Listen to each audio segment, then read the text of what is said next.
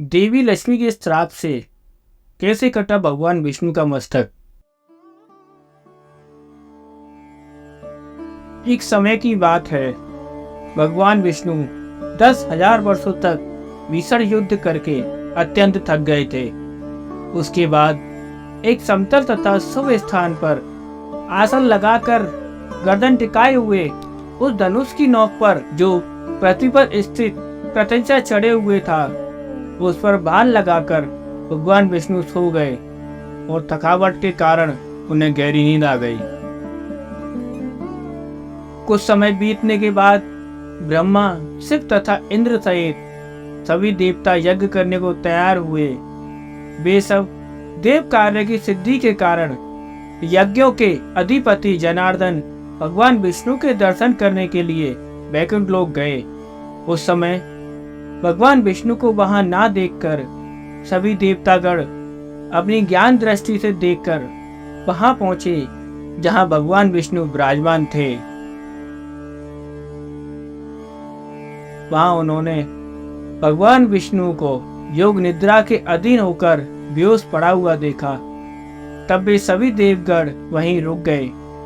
सभी देवताओं के वहां रुक जाने के बाद भगवान विष्णु को सोया हुआ देखकर ब्रह्मा, रुद्र आदि प्रमुख देवता अत्यंत चिंतित हुए। उसके बाद इंद्र ने देवताओं से कहा, हे श्रेष्ठ देवगण, अब क्या किया जाए। हे श्रेष्ठ देवताओं, अब आप सभी यह विचार करें कि इनकी निद्रा किस प्रकार भंग की जाए। शिव जी ने इंद्र से कहा, इनकी निद्रा भंग करने से महान दोष लगेगा, किंतु श्रेष्ठ देवगण, यज्ञ कार्य भी तो अवश्य करनी है। इसके बाद ब्रह्मा जी ने पृथ्वी पर स्थित धनुष के अगला भाग खा जाने के लिए दीमक का सृजन किया। उन्होंने यह सोचा, दीमक के द्वारा धनुष का अगला भाग खा लिए जाने पर धनुष नीचे हो जाएगा, तब भगवान विष्णु निद्रा मुक्त हो जाएंगे। ऐसा होने पर देवताओं का संपूर्ण कार्य सिद्ध हो जाएगा। इसलिए सनातन ब्रह्मा जी ने दीमक को इस कार्य के लिए आदेश दिया। दीमक ने ब्रह्मा जी से कहा, देवादिदेश जगत गुरु, लक्ष्मीपति भगवान विष्णु की निद्रा मैं कैसे भंग करूं, क्योंकि नींद में बाधा डालना, कथा में अड़चन पैदा करना, पति पत्नी के बीच भेद उत्पन्न करना एवं माँ पुत्र के बीच बैर भाव पैदा करने के लिए षड्यंत्र रचना ब्रह्म हत्या के समान कहा गया है। इसलिए मैं देवादिदेव भगवान विष्णु का सुख क्यों नष्ट करूं। हे देव, उस धनुष का अगला भाग खाने से मेरा क्या लाभ है, जिसके लिए मैं ऐसा पाप करूं। स्वार्थ के अधीन होकर ही समस्त लोग पाप कार्य में प्रवृत्त होता है, इसलिए मैं भी इसमें कोई स्वार्थ सिद्धि होने पर ही इसका भोजन करूंगा। ब्रह्मा जी बोले, सुनो, हम लोग यज्ञ में तुम्हारे भाग की व्यवस्था कर देंगे, इसलिए तुम बिना देर किए भगवान विष्णु को जगाकर हम लोगों का कार्य संपन्न कर दो। यज्ञ कार्य में आहुति प्रदान करते समय जो अव्यय आसपास गिरेगा उसी को अपना भाग समझना, और अब तुम शीघ्रता पूर्वक हमारा कार्य करो। ब्रह्मा जी के इस प्रकार कहने से तुरंत दीमक ने पृथ्वी की सतह पर स्थित धनुष्याग्र को शीघ्र ही खा लिया, जिससे धनुष की डोरी मुक्त हो गई। धनुष की डोरी के खुल जाने पर धनुष का वह ऊपरी कोना मुक्त हो गया। इस प्रकार एक भयानक ध्वनि पैदा हुई, जिससे वहां सभी देवगण भयभीत हो गए। ब्रह्मांड परेशान हो उठा, पृथ्वी में कंपन होने लगा, सभी समुद्र चिंतित हो गए, पानी में रहने वाले जीव जंतु व्याकुल हो उठे, भीषण हवाएं प्रभावित होने लगी, पर्वत प्रकंपित हो उठे, किसी दारुण आपदा के सूचक उल्कापात आदि महान दुर्घटना होने लगे, सूर्य अदृश्य हो गए तथा सभी दिशाएं अत्यंत भयावह हो गईं।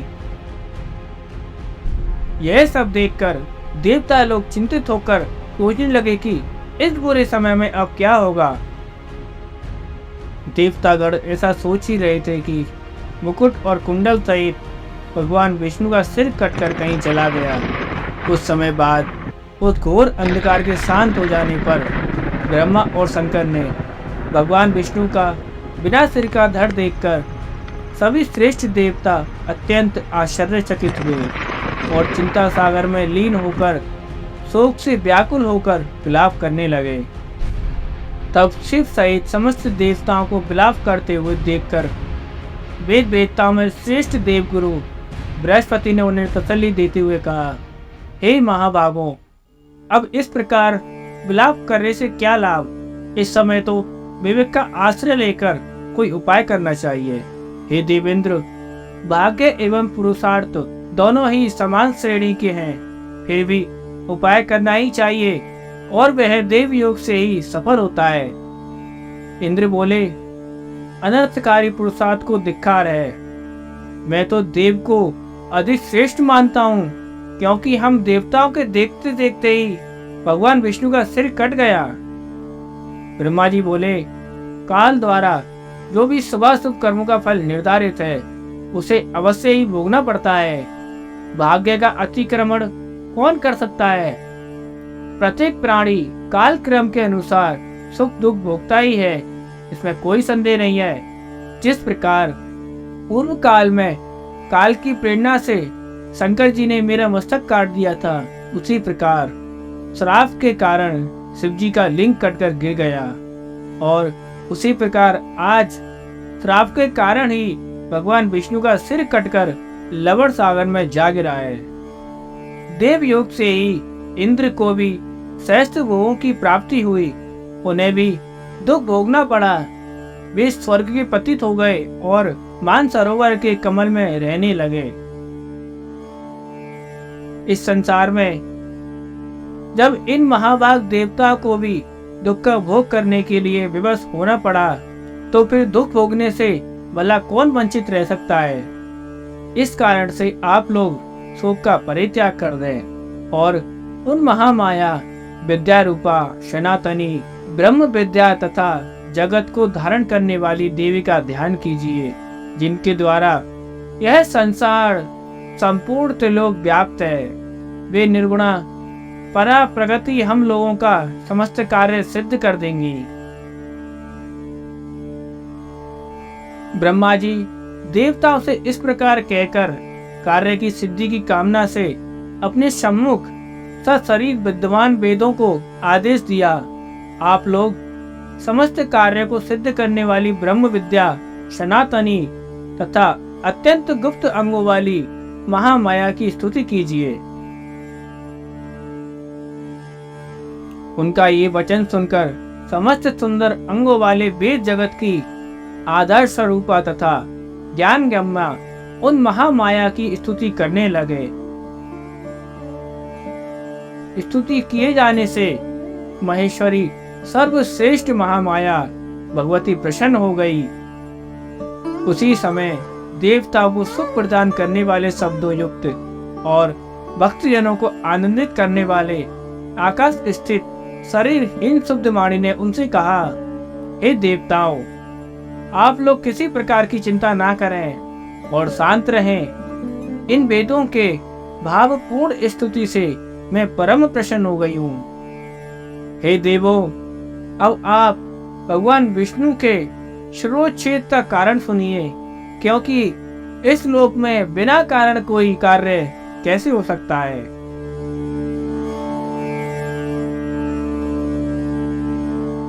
एक बार भगवान विष्णु के समीप बैठी हुई अपनी प्रियतमा सागर पुत्री लक्ष्मी जी का मन मोहित करने वाला मुख देखकर भगवान विष्णु हंस पड़े। देवी लक्ष्मी ने सोचा, भगवान विष्णु मुझे देखकर क्यों हंस पड़े। मेरे मुख में विष्णु जी द्वारा दोष देखे जाने का आखिर क्या कारण हो सकता है, और फिर बिना किसी कारण उनका हंसना संभव नहीं हो सकता। मुझे तो ऐसा प्रतीत होता है कि उन्होंने किसी अन्य सुंदर स्त्री को मेरी सौत बना लिया है। इसी विचार मंथन के फलस्वरूप उनके शरीर में तमोगुण संपन्न तामसी शक्ति व्याप्त हो गई। तब लक्ष्मी जी के शरीर में तामसी शक्ति का समावेश हो जाने के कारण वे अत्यंत क्रोधित हो उठी और उन्होंने मंद स्वर में यह कहा, तुम्हारा यह सिर कटकर गिर जाए। स्त्री स्वभाव के कारण भावी बस तथा संयोग से बिना सोचे समझे ही लक्ष्मी जी ने अपने ही सुख को विनाश करने वाला श्राप दे दिया। सौत के व्यवहार आदि से उत्पन्न होने वाला दुख विधवा होने के भाव से भी बढ़कर होता है। मन में ऐसा सोचकर तथा शरीर में तामसी शक्ति का प्रभाव रहने के कारण उन्होंने ऐसा कह दिया था। कपटपूर्ण आचरण, साहस, माया, मूर्खता, अतिलोभ, अपवित्रता तथा दयाहीनता ये स्त्रियों के स्वाभाविक दोष हैं। अब मैं उन वासुदेव को पूर्व की भांति सूर्ययुक्त कर देती हूँ।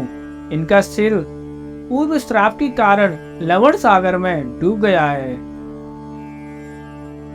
इस श्रेष्ठ देवताओं, इस घटना के होने में एक और भी कारण है। प्राचीन काल में महाबाहु एवं अति प्रसिद्ध हैग्रीव नाम वाला एक दानव था, जो सरस्वती नदी के तट पर बहुत कठोर तपस्या करने लगा। वह दैत्य आहार का त्याग कर समस्त इंद्रियों को बस में करके तथा सभी प्रकार के भोग ऐश्वर्य से दूर रहते हुए मेरे माया बीजात्मक एकाक्षर मंत्र का जाप करता रहा। इस प्रकार समस्त आभूषणों से विभूषित मेरी तामसी शक्ति का सर्वदा ध्यान करता हुआ वह 1000 वर्षों तक कठोर तप करता रहा। उस समय उस दैत्य ने जिस रूप में मेरा ध्यान किया था, उसी तामस रूप में उसे दर्शन देने के लिए उसके समझ में प्रकट हुई। उस समय शेर पर सवार हुई मैंने दया पूर्वक उससे कहा, हे महाभाग, तुम वरदान मांगो। हे धर्मनिष्ठ, मैं तुम्हें इच्छा के अनुरूप वरदान दूंगी। वह दानव देवी का यह वचन सुनकर प्रेम से व्याकुल हो उठा और दानव तत्काल देवी को प्रणाम और परिक्रमा करने लगा। मेरा रूप देखते ही प्रेम भावना के कारण प्रफुल्लित नेत्रों वाला तथा प्रसन्नता की अधिकता के कारण वह दानव मेरी स्तुति करने लगा। उसकी स्तुति से संतुष्ट होकर देवी बोली, तुम्हारा क्या अभिष्ट है? जो भी तुम्हारा मन वांछित वर हो मांग लो, मैं उसे अवश्य पूर्ण करूंगी, क्योंकि मैं तुम्हारी अनन्य भक्ति तथा अद्भुत तपस्या से अत्यधिक प्रसन्न हूँ। हैग्रीव बोला, हे माता, आप मुझे वैसा वरदान दें जिससे मेरी मृत्यु कभी ना हो और देव दानवों द्वारा अजय रहता हुआ मैं सदा के लिए अमर योगी हो जाऊं। देवी बोली, जन्म लेने वालों की मृत्यु निश्चित है और मरने वाला का जन्म भी निश्चित है। लोक में स्थापित इस प्रकार की मर्यादा का उल्लंघन कैसे संभव है? इस कारण से दानव श्रेष्ठ मृत्यु को अनिवार्य जानकर अपने मन में विचार करके तुम अन्य इच्छा के अनुरूप वर मांग लो।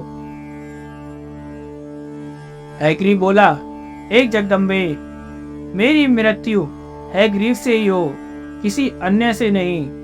मेरी इसी मनोवांछित कामना को आप पूर्ण करें। देवी बोली, हे महाभाग, अपने घर जाकर अब तुम सुख पूर्वक राज्य करो।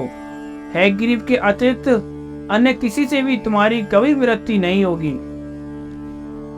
उस असुर को यह वरदान देकर मैं अंतर ध्यान हो गई और वह भी परम प्रसन्न होकर अपने घर लौट गया। वह दुष्ट आत्मा इस समय मुनिजनों तथा वेदों को हर प्रकार से पीड़ित कर रहा है और तीनों लोकों में कोई भी ऐसा नहीं है जो उसका नाश कर सके।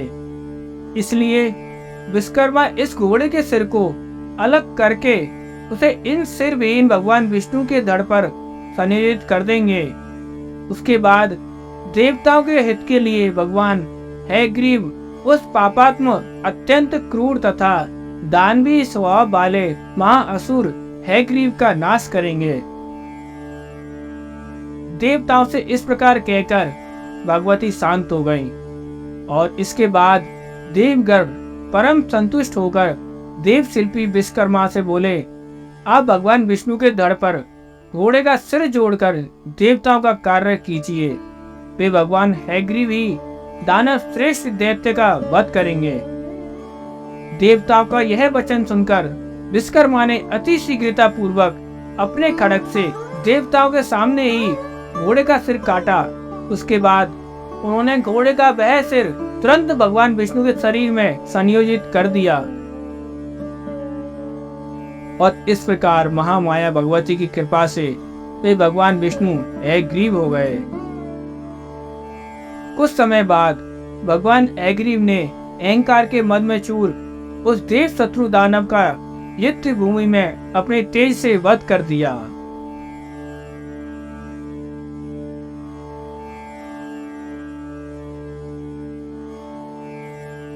इस संसार में जो प्राणी इस पवित्र कथा का श्रवण करते हैं वे समस्त पापों से मुक्त हो जाते हैं। महामाया भगवती का चरित्र अति पावन है तथा पापों का नाश कर देता है। इस चरित्र का पाठ तथा श्रवण करने वाले प्राणियों को सभी प्रकार के संपदाएं सरलता से ही प्राप्त हो जाती हैं। जय जय श्री राधे राधे राधे।